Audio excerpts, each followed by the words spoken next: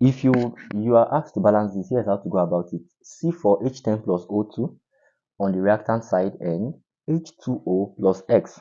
The X stands for some other thing. I'm excluding that because my target is to help you learn step by step from scratch.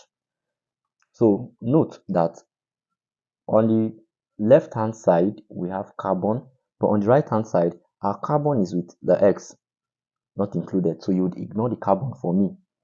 Next, on the left hand side we have hydrogen. On the right hand side we also have hydrogen. On the left hand side we have oxygen.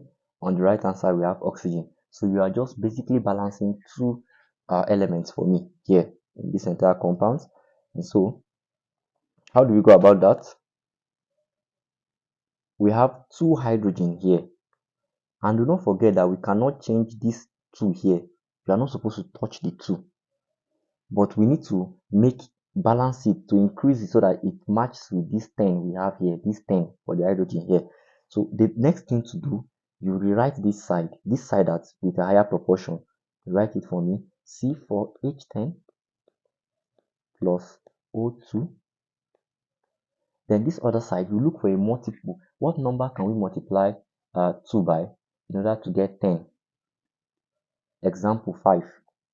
5H2O, because 5 times 2 times them together would get 10. And on this side too, the hydrogen is 10, you get. So that one is balanced. Do not forget we are carrying an X value that we do not know and we are not asked to balance.